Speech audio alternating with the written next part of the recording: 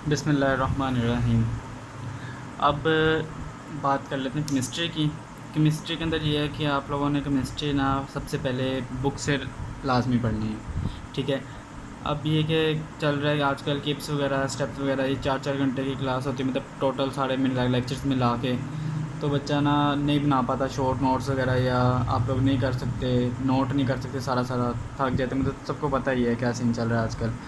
तो उसके लिए ये है कि ना मैंने बनाए हैं शॉर्ट नोट्स, ठीक है। शॉर्ट नोट्स मतलब इसके अंदर मैक्सिमम आपकी बुक की ना सारी चीज़ें कवर हो जाती हैं, और जगह जगह पे जो चीज़ें लिखी हुई हैं ना उनको अब मैंने एक साथ करके लिख लिए हैं, ठीक है। तो मैं इन नोट्स के अंदर आपको यही पढ़ाऊँगा चैप्टर वाइज करके कि इस चैप्टर के अंदर क्या इंपॉर्टेंट है, इस चैप्टर के अंदर क्या है।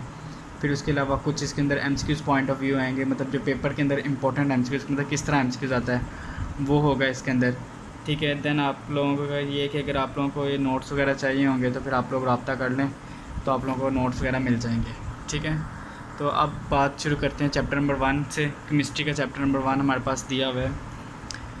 उसके अंदर जो हमारे पास एमकेट के टॉपिक्स हैं ना, हम उन्हीं को सबसे पहले डिस्कस कर लेंगे। सबसे पहले बात कर लेते हैं आइसोटोप्स के होते हैं। आइसोटोप्स की कैरेक्टरिस्टिक्स के अंदर आते हैं इनकी सेम केमिकल प्रॉपर्टीज़ होती हैं। सेम केमिकल प्रॉपर्टीज़ क्यों सेम होती हैं? क्योंकि इनके पास सेम नंबर ऑफ़ इलेक्ट्रॉन्स होते हैं।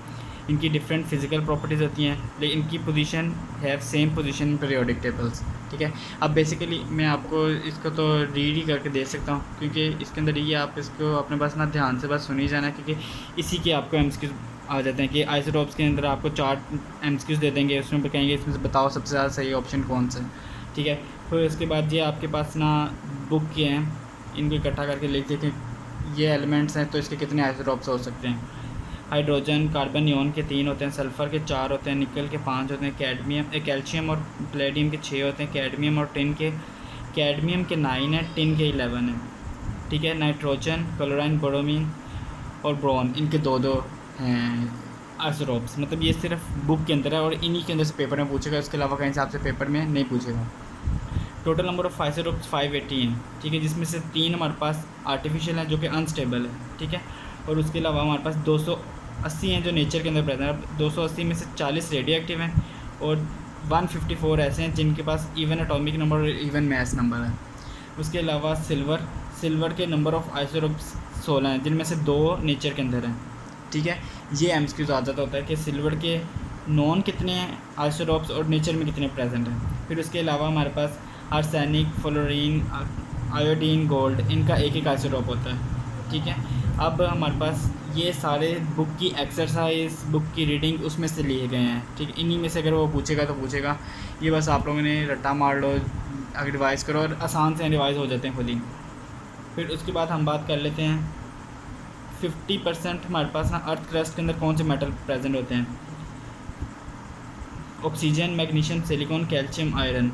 ओ, मज, सी, काफ़ी।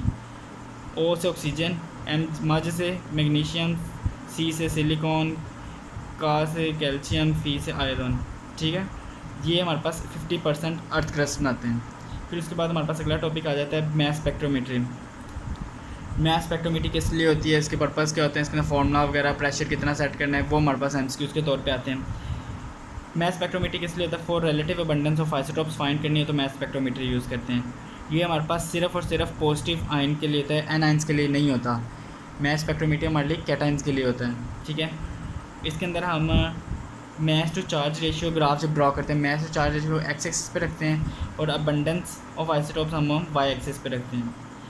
इसके अंदर हम प्रेशर सेट करते हैं 10⁻⁻6 टू 10⁻⁷ टोर। ये एमसीक्यूज़ के अंदर आता है कि प्रेशर कितना मैस स्पेक्ट्रोमेट्री के अंदर होता है।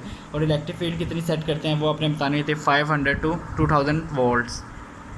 अब इसके अंदर कि हम इसका फार्मूला जो हमें बुक के अंदर दिया हुआ है m/e = h²r²/2e, ठीक है। अब इसी से हमने रिलेशन बनाना, क्योंकि हमें इसी से हम रिलेशंस बनाएंगे और इसी के थ्रू हमें ना एमसीक्यूज़ आते हैं जिसके अंदर हमें वैल्यूज़ वगैरह नहीं दी गई होती हैं। इसके अंदर हमें बस ये पूछा जाता है कि कौन सा आइसोटोप जल्दी डिफ्लेक्ट करेगा, कौन सा आइसोटोप का एंगल ज़्यादा होगा, किसका रेडियस ज़्यादा होगा, तो वो हमने देख लेना है, ठीक है। अब हम रिलेशन बना लेते हैं। मैस और डिफ्लेक्शन का इन्वर्स रिलेशन है, मतलब अगर किसी का मैस ज़्यादा होगा तो वो जल्दी डिफ्लेक्ट करते हैं, मतलब डिफ्लेक्शन उसकी कम होगी, ठीक है। अगर किसी का मैस कम होगा तो उसका डिफ्लेक्शन ज़्यादा होगी। उसके अलावा मैस का और रेडियस का, मैस ज़्यादा होगा तो रेडियस ज़्यादा होगा, मैस कम होगा तो रेडियस कम होगा, ठीक है। क्योंकि हमारे पास वो इस तरह करके आके गिरते हैं ना प्लेट के ऊपर, तो हम उसी हिसाब से हम रेडियस वगैरह देख लेंगे। मास और रेडियस का डायरेक्ट रिलेशन है। डिफ्लेक्शन ज़्यादा होगी तो एंगल ऑफ डिफ्लेक्शन कम होगी, ये चीज़ याद रखने वाली है, ठीक है। m/e is directly proportional to radius. ये मतलब रिलेशंस आपने इसी को रीअरेंज करके रिलेशंस निकाले हुए हैं। बाकी चीज़ें आप कांस्टेंट कह दोगे, वो एमसीक्यूज देता है, वो कहता है कि बाकी चीज़ें कांस्टेंट है, तो आप बताओ कि रेडियस का और इसका रिलेशन क्या होगा। वो रिलेशन ऐसे पूछेगा कि रेडियस इतना है, तो अब आप बताओ कि इसकी डिफ्लेक्शन ज़्यादा होगी या डिफ्लेक्शन कम होगी। इसका इंडक्शन जो हमारे पास इलेक्ट्रिक फील्ड ज़्यादा होगी या कम होगी, इस तरह करके आपने बताना है, ठीक है। फिर उसके बाद हमारे पास आ जाता है कि ये एक एमसीक्यूज आता होता है कि इसके अंदर भी आ जाता है, एमकेट में भी एक दफ़ा आया है कि AMU जो है ना, ये हमारे पास क्या है, रेसिप्रोकल ऑफ एवोगैड्रोस नंबर है। फिर उसके बाद एक फॉर्मूला हमारे पास दिया हुआ है एवरेज एटॉमिक मास, मतलब हमें मैसेज दिए होंगे साथ में उनकी परसेंटेज दी होगी, तो एवरेज निकालनी हमने हर एलिमेंट का मास मल्टीप्लाई बाय उसकी परसेंटेज प्लस अगला एलिमेंट का मास देन मल्टीप्लाई बाय उसकी परसेंटेज डिवाइडेड बाय 100, ठीक है। इस तरह हम एवरेज एटॉमिक मास फाइंड करेंगे। फिर हम करते हैं percentage of an element, mass of element divided by mass of compound multiply by 100, इस तरह हम परसेंटेज ऑफ एलिमेंट निकाल लेंगे, ठीक है। देन हम बात कर लेते हैं हमारे पास एम्पिरिकल फार्मूला की। अब एम्पिरिकल फार्मूला की बात करनी है, तो एम्पिरिकल फार्मूला हम किस तरह निकालते हैं। परसेंटेज ऑफ सबसे पहला स्टेप परसेंटेज ऑफ एलिमेंट हमने निकालनी है, ठीक है। अब किसी की उसके बाद हमने ग्राम्स एटम्स निकालने हैं। ग्राम्स एटम कैसे निकालेंगे, percentage of element divided by mass of element, ठीक है। अब इन नोट्स का ये फ़ायदा कि आपके पास अगर नोट्स होंगे तो आपके पास ना सामने ही सारे ना फॉर्मूलेज और सामने सारा शॉर्ट करके लिखा होगा, तो आखिरी दिनों के अंदर आप लोग इसका ये करेंगे कि आप लोग ये पढ़ते जाएंगे तो आपको अप्लाई करना खुद ब खुद आ जाएगा। फिर आपके बाद आती है एटॉमिक रेशियो। ग्रैंड एटम निकालने के बाद एटॉमिक रेशियो निकालनी है। एटॉमिक रेशियो निकालनी कैसे है कि हमारे पास जो ग्रैंड एटम्स होंगे ना, ठीक है, उसको हमने सारे मोल्स को ना सबसे छोटा नंबर ऑफ़ जो मोल्स होगा ना उस पर डिवाइड कर देंगे। मतलब हमने जब निकाल ली वैल्यूज़ तो हमने उसको सबसे छोटे जो उन वैल्यूज़ में से जो सबसे छोटा वैल्यू होगी ना उसका डिवाइड कर लेना है, दैन उसको सिंप्लीफाई कर लेना है। इस तरह हम एम्पिरिकल फार्मूला निकाल सकते हैं, ठीक है। अगर किसी की परसेंटेज अगर एलिमेंट्स की सेम है तो उनका एम्पिरिकल फार्मूला भी सेम ही होगा। अब उसके बाद हम बात कर लेते हैं कंबस्शन एनालिसिस। इसके अंदर जो एमसीक्यूज हैं वो दो ये इंपॉर्टेंट है। 50% KOH जो हमारे पास उसके अंदर कंबस्शन ट्यूब के अंदर जब हमने देखे तो इसके अंदर KOH यूज़ होता है और मैग्नीशियम परक्लोरेट यूज़ होता है। अब जो KOH होता है ना उसके अंदर केमिकल चेंजेस इन्वॉल्व होते हैं, और जो हमारे पास मैग्नीशियम परक्लोरेट होता है ना उसके अंदर हमारे पास फिज़िकल चेंजेस इन्वॉल्व होते हैं।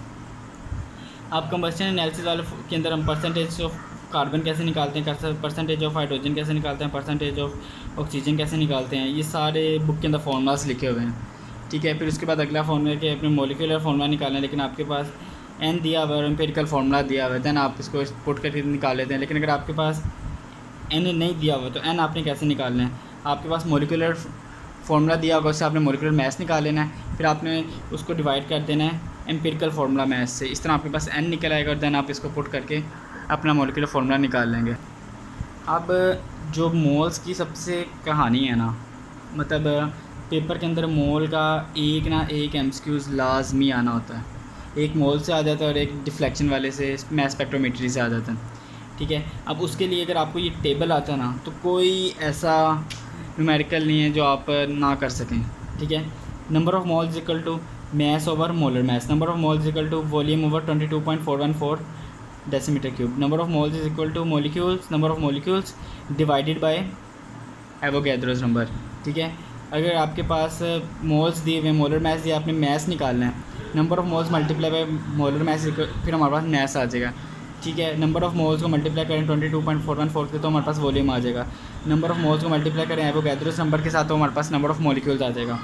दैन हमने अगर किसी के नंबर ऑफ़ पार्टिकल्स निकालने होते हैं या नंबर ऑफ़ इलेक्ट्रॉन प्रोटॉन्स कुछ भी निकालना होता है, बॉन्ड्स एटम्स निकालने होते हैं, दैन हम क्या करते हैं नंबर ऑफ़ मोल्स को मल्टीप्लाई करते हैं एवोगैड्रोस नंबर के साथ, फिर हम उसको मल्टीप्लाई कर देते हैं कितने नंबर ऑफ़ एटम्स हमें या इलेक्ट्रॉन्स या बॉन्ड्स हमें उस कंपाउंड के अंदर शो होते हैं उसके मल्टीप्लाई कर देते हैं। इस तरह हमारे पास नंबर ऑफ़ पार्टिकल्स निकल आते हैं। अब जो हमारे पास बात आ जाती है स्टेशियोमेट्री की, लिमिटिंग नॉन लिमिटिंग रिएक्शंस की, ठीक है। अब इसका ये सीन है कि इसको हम ना एग्जांपल्स के थ्रू एक्सप्लेन करेंगे, ठीक है। अब सबसे पहले हम ले लेते हैं कि 4 मोल हमारे पास एल्युमिनियम के हैं, 3 मोल ऑक्सीजन के हैं, तो हमारे पास ये प्रोडक्ट बन जाते हैं रिएक्शन के बाद, ठीक है।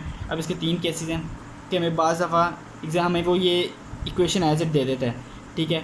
वो कह देता है कि हमारे पास 27 ग्राम एल्युमिनियम है, फिर एक्सेस में ऑक्सीजन है, तो बताओ कि हमारे पास ये कितना बनेगा, प्रोडक्ट कितना बनेगा। या वो कहेगा कि एल्युमिनियम हमारे पास एक्सेस में, ऑक्सीजन हमारे पास 96 ग्राम है, तो ये बताओ कि क्या नाम है, इसका कितना मैस बनेगा, कितना ग्राम्स निकालो, ठीक है। फिर उसके अलावा वो हमें ये कह सकते हैं कि हमारे पास ऑक्सीजन एक्सेस में, हमें इन चीज़ों में से कोई एक चीज़ दे देगा, दूसरी को कह देगा एक्सेस में है, देन आप लोगों ने निकालना क्या है, जो चीज़ उसने पूछी होगी। लेट्स सपोज हम केस 1 ले लेते हैं। एल्युमिनियम दिया हुआ है, एल्युमिनियम ऑक्साइड हमने निकालनी है ग्राम्स के अंदर।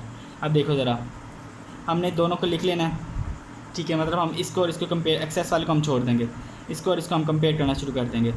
इसके 4 मोल्स हो तो इसके 2 मोल्स बनते हैं, ठीक है। मतलब ये डबल क्वांटिटी में, तो इसका हमें सिंगल क्वांटिटी चाहिए होगी, ठीक है। अब 4 मोल्स इसके हैं, 2 मोल्स इसके हैं, ठीक है। अब हमारे पास मैस दिया हुआ है। आप क्या कह रहा है वो कि अगर 4 इसके हो तो 2 इसके प्रोड्यूस होते हैं, अगर 1 इसका हो तो हम इसके कितने हैं, 2/4, ठीक है। तो मतलब अगर 1 मोल इसका है तो हमारे पास इसका 0.5 मोल्स निकलेगा, ठीक है। अब हमने क्या फाइंड करना है, मैस फाइंड करना है। यहाँ पे आ जाओ, मैस फाइंड करना है, ठीक है। Number of moles multiply by molar mass, तो उसके साथ हमारे पास मैस फाइंड आ जाएगा। तो हमने इसके थ्रू नंबर ऑफ़ मोल्स निकालनी है, तो हमने क्या निकाल लिया, इसका मैस निकाल लिया, ठीक है। अगली एग्जांपल के अंदर उसने एल्युमिनियम को उन्होंने एक्सेस में कर दिया। अब हम कंपेयर करते हैं किसको, ऑक्सीजन को एल्युमिनियम ऑक्साइड के साथ। 3 मोल इसके हैं तो 2 मोल इसके हैं, ठीक है। 1 मोल अगर हम इसका लें तो हमारे पास इसके कितने मोल्स निकलेंगे, 2/3, ठीक है। तो अब क्या है हमारे पास इसके अंदर क्या दिया हुआ है हमने, अब हमें क्या है कि यहाँ पे 6 मोल यूज़ हुए हैं, तो यहाँ पे कितना यूज़ होगा। अब 6 मोल कहाँ से आया, अब देखो ज़रा, मैस हमें 96 ग्राम दिया हुआ था, ठीक है। ये मैस दिया हुआ है divided by molar mass. Molar mass कितना होगा इसका, मोलर मैस इसका है ऑक्सीजन का कितना होता है, 32, ऑक्सीजन का होता है 16, ठीक है। 16 मोलर मैस होता है ऑक्सीजन का, ठीक है। हमें मैस दिया हुआ है, mess divided by molar mass निकालेंगे तो हमारे पास इसके नंबर ऑफ़ मोल्स निकलेंगे 6, ठीक है। यहाँ पे 6 किस तरह आया है कि हमारे पास गिवन मैस था 96 डिवाइडेड बाय मोलर मैस कितना है 16, तो इस तरह हमने नंबर ऑफ़ मोल्स निकाल लिए हैं। तो अगर हम 6 यूज़ करेंगे तो इसके अंदर हमारे पास कितने मोल्स प्रोड्यूस होंगे, 4, ठीक है। 2/3 मल्टीप्लाई बाय 6, तो हमारे पास 4 मोल्स प्रोड्यूस हो जाएंगे, ठीक है। 4 मोल्स, अब 4 मोल्स को हमने क्या करना है, हमने मोल्स दिया हुआ है, ठीक है। उसके बाद हमें इसका मोलर मैस पता था ना, हम इसका निकाल लेंगे, एक मैस निकाल लेंगे, ठीक है। अब उसके बाद उसने किया हुआ है एल्युमिनियम ऑक्साइड को और एल्युमिनियम को, अगर हमें इसने ये दिया हुआ है कि 204 ग्राम है, ठीक है। अब हम इसके थ्रू हम इसके नंबर ऑफ़ मोल्स निकाल लेंगे, कितने हैं, 2 मोल्स हैं, ठीक है। उसके बाद वो कहता है कि ना एल्युमिनियम कितने, आप इक्वेशन में ही देख लो, अगर 2 मोल इसके हैं तो 4 मोल इसके यूज़ होते हैं, ठीक है। अगर इक्वेशन नहीं देखनी तो आप इसको देख लो, आप इधर से निकाल लो कि कितने 2 मोल्स निकलाएंगे, ठीक है। उसके बाद आपने इसको कंपेयर करके निकाल लेना, कंपेयर करके निकाल के फिर अगर 2 मोल जिसके अंदर 4 मोल जिसके यूज़ होंगे। अब हमने निकालना कि ग्राम्स निकाल लेना, तो 4 को मल्टीप्लाई कर देंगे उसके मोलर मैस का, तो हमारे पास ग्राम निकला है कितने मोल से यूज़ हुए, ठीक है। उसके बाद अब अगली एग्जांपल आ जाती है, वो कहता है 8 ग्राम हाइड्रोजन और 8 ग्राम ऑक्सीजन यूज़ हो तो हम वाटर बनाते हैं। तो अब इसमें से हमने फाइंड क्या करना है, लिमिटिंग रिएक्टेंट और नॉन लिमिटिंग रिएक्टेंट एक्सेस में जो है वो फाइंड करना है। हम सबसे पहले हम कोई भी सॉल्व करना है तो उसके सबसे पहले हमने क्या करना है, उसकी इक्वेशन लिख लेनी है, balanced equation 2H2 + O2 + 2H2O, ठीक है। अब इसके अंदर वो कहता है कि 8-8 ग्राम दोनों यूज़ हुए हैं। अब इन ग्राम से हम इनके मोल्स निकाल लो। अगर हम बैलेंस की बात करें 2 मोल इसके 1 मोल इसका, तो ये 2 मोल प्रोड्यूस होते हैं, ठीक है। अब आपने क्या करना है कि आपको जो ग्राम्स के अंदर दी हुई है वैल्यूज़, जो आपको मैस दिया हुआ है, उससे आप इनके निकाल लो moles. Mass over molar mass is equal to number of moles, ठीक है। तो उस तरह आपके पास नंबर ऑफ़ मोल्स निकल आएंगे। अब अगर आप इक्वेशन देखो, 2 मोल इसके यूज़ हो रहे हैं, 1 मोल इसका यूज़ हो रहा है, तो हमारे पास 2 मोल प्रोड्यूस होते हैं। मतलब ऑक्सीजन हमारे पास जल्दी ख़त्म हो जाती है, तो बाकी हमारे पास क्या पीछे रह जाती है हमारे पास ज़्यादा क्वांटिटी में हाइड्रोजन। अब फॉर एग्जांपल ले ले, 4 मोल हाइड्रोजन है और 0.25 मोल्स ऑक्सीजन है, मतलब ऑक्सीजन पहले ख़त्म हो जाएगी। तो लिमिटिंग रिएक्टेंट कौन सा है इसमें, ऑक्सीजन, और नॉन लिमिटिंग कौन सा है, हाइड्रोजन। अब हमने ये देखना है कि जो हमारे पास 4 मोल है नॉन लिमिटिंग रिएक्टेंट, तो मतलब 4 मोल में से कुछ क्वांटिटी यूज़ हो जाएगी और कुछ क्वांटिटी हमारे पास बाकी रह जाएगी। अब हमने एक्सेस फाइंड करनी है। एक्सेस कैसे फाइंड करेंगे? जो हमारे पास नॉन लिमिटिंग रिएक्टेंट है ना, उसके जितने मोल्स हमें दिए गए होंगे उसको हम माइनस कर देंगे किसके साथ, जो हमने कंज्यूम किए होंगे। देन हमारे पास नॉन लिमिटिंग की एक्सेस जो रह जाएगी वो हमें पता चल जाएगी। अब देखो ज़रा ऊपर वाली एग्जांपल के अंदर देख लो कि 2 मोल इसके हों, 1 मोल इसका हो तो हमारे पास 2 मोल प्रोड्यूस होते हैं। ठीक है, अगर हमारे पास 0.25 मोल्स इसके हैं, मतलब लेट्स सपोज हम इस 0.25 को 1 एज्यूम करते हैं, तो मतलब अगर हम 0.25 इसका यूज़ करें तो हमारे पास इसका कितना होना चाहिए? 0.5 मोल्स। तो मतलब इसका 0.5 मोल्स कंज्यूम होगा, इसका 0.25 कंज्यूम होगा, तो हमारे पास 0.5 मोल्स इसका प्रोड्यूस होगा। तो मतलब हमारे पास 4 में से 0.5 मोल्स कंज्यूम हुआ है और बाकी हमारे पास 3.5 मोल्स बच गए। अब बात करते हैं परसेंटेज कंपोजिशन वगैरह की। परसेंटेज कंपोजिशन के अंदर अब पढ़ा ही हुआ परसेंटेज वेट और वेट ओवर वॉल्यूम, वॉल्यूम और वेट, वॉल्यूम और वॉल्यूम। अब इसके अंदर आगे फार्मूलाज भी आपको पता है कि फार्मूलाज आपने किस तरह निकालना होता है। आपको सोल्यूट दिया जाता है तो आपने कैसे निकालना है सोल्यूट ओवर, मतलब जो चीज़ पूछी जाएगी उसका फार्मूला आपने कैसे पुट करना है, ये दिए हुए हैं फार्मूलाज। ठीक हो गया। अब उसके बाद ये कि इन परसेंटेजेस के ऊपर ना इफ़ेक्ट टेम्परेचर का हमने देखना है और उसके अलावा हमने बताना है कि किसकी हम वैल्यूज़ एग्जैक्ट निकाल सकते हैं और किसकी वैल्यूज़ एग्जैक्ट नहीं निकाल सकते। ठीक है, ये एमसीक्यूज़ के तौर पे आता है कि कौन सी ऐसी क्वांटिटीज़ हैं जो टेम्परेचर से इफ़ेक्ट होती हैं। कोई भी ऐसी मेजरमेंट जिसमें वॉल्यूम इंक्लूड होगा ना, उसके ऊपर टेम्परेचर का इफ़ेक्ट होगा ही होगा। ठीक है, पहली चीज़ मतलब इसमें वेट और वेट है, मतलब टेम्परेचर का इफ़ेक्ट नहीं होगा। जिसमें वॉल्यूम यूज़ होगा उसमें टेम्परेचर का इफ़ेक्ट होगा। और उसके बाद कौन सी ऐसी चीज़ है जिसके अंदर हमें एग्जैक्ट वॉल्यूम या एग्जैक्ट हमें वेट वगैरह पता चले, वो 2 हैं। अगर हम सेम क्वांटिटीज़ मतलब वेट और वेट करेंगे या वॉल्यूम और वॉल्यूम करेंगे तो हम उनकी सिर्फ एग्जैक्ट वैल्यूज़ निकाल सकते हैं। उसके अलावा हम किसी भी चीज़ की एग्जैक्ट वॉल्यूम या एग्जैक्ट वैल्यू नहीं निकाल सकते। देन हमारे पास मोल फ्रैक्शन आ जाता है। मोल फ्रैक्शन के हमारे पास एमसीक्यूज़ आ सकता है। मोल फ्रैक्शन के अंदर हमने क्या करना होता है, हमने किसी भी चीज़ का मोल फ्रैक्शन निकाली, मैं sum of all the mole fraction equal to 1।